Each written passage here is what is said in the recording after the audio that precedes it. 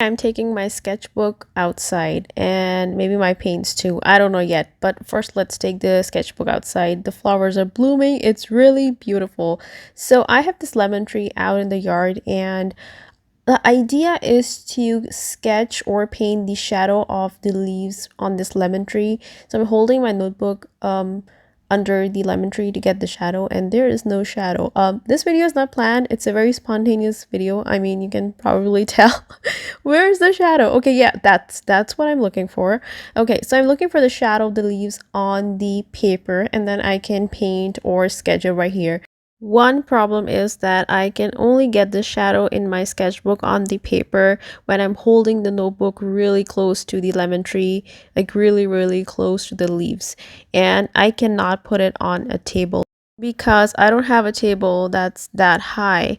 So it's going to be very unstable because I have to keep holding in my hands. I have you guys on a tripod and I have my pencil right here, and I'm gonna start sketching the leaves, and because it's a shadow, it's all merged together, so you cannot really see the individual leaf in the shadow. So I kind of have to go around the whole thing, and it's forming a boundary instead of the shadow of the leaf. And holding the notebook, the sketchbook in my hand and sketching is proving to be a lot more difficult than I thought.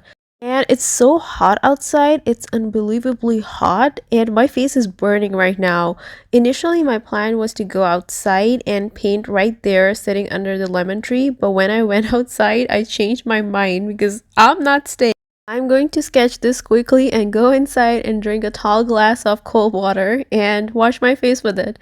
So while I'm sketching, because I'm holding the sketchbook in my hand, it's very unstable, so the sketch is not perfect. It's not even close to perfect. It's just all over the place. And once I'm done, this is what I have, and it doesn't look like the shadow of a leaf or a tree at all. It looks like a map. But we're gonna go inside now and see what we can paint. So we're inside, we're back inside, and I can finally breathe. I have my iced coffee right here, and I'm feeling better now. Okay, so I'm gonna lighten the sketch first before putting the watercolor on this paper, because once you put the paint on the paper, you cannot really erase the lines of the pencil and they're gonna look ugly. But I'm not gonna erase them completely because I want us to compare at the end where we painted and what was the boundary, the sketch we did, so we can see what we had and what we did. Okay, now we can start painting. I am getting my watercolors and spraying them. They're already a bit damp because I was painting before this video too. Anyways, I'm gonna make some pretty colors for this one, like a palette for this painting. I don't know, I'm feeling it today. I'm adding a reddish pink to both of these. This is a condiments dish, the ones that you can find in the stores for ketchup and mustard and other sauces. This comes very handy for watercolors and it's really easy to clean too. Anyways, I'm mixing these two colors and I added yellow ochre to one of them, and I'm adding two of these greens. I'm mixing them both and adding it to the other color, and this made the color really dark, and I don't know what I was expecting. I know nothing about color mixing, but it made it very dark, like a shadow color, so I added more reddish pink to make it a bit brighter. I like bright colors. I love rainbow colors. If you have already been on this channel, you know I love rainbow colors and like bright colors, happy colors.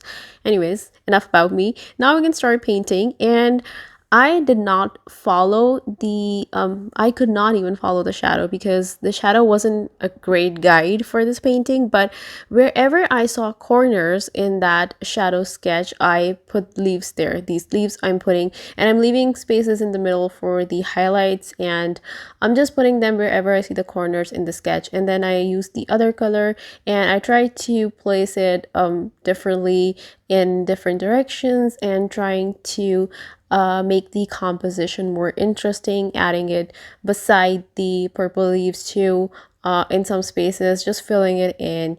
And then I made an olive green, very earthy green color for the branches. I didn't want to use brown here. I wanted to use some green because I thought it would complement the colors we used for the leaves. So for the branches, we don't have a guide, right? Because the shadow we sketched was just a boundary. So there was no guide for the branches. So I'm doing whatever I want to do here. Just filling it in, connecting the leaves, and putting branches wherever I wanted to. I also added a couple smaller and thinner branches just to fill in the space and make it look more like a tree, make it more look more detailed. And then I'm adding a darker value of the same color that we used on the leaves here and there. There are no rules here. I'm just doing what I like, and that is what my art is about. That is what everyone's art is about. Just do what you like, whatever makes you happy. I'm actually really happy with how this came out. The colors look so beautiful together, and I think the whole thing looks great. And I wanted to do another color, but then I just left it as it is because I think it's really pretty like this, and I'm gonna mess it up if I try to do more here. So what I learned from this is that if you're using shadows from a real tree for a painting, you should get a table or something to make your sketchbook or paper stable, because holding it in your hand and sketching is not the way to go. So, but it was very interesting. It's a very interesting experience and a very different one. So I hope you had a fun time with me, and I'll see you next time.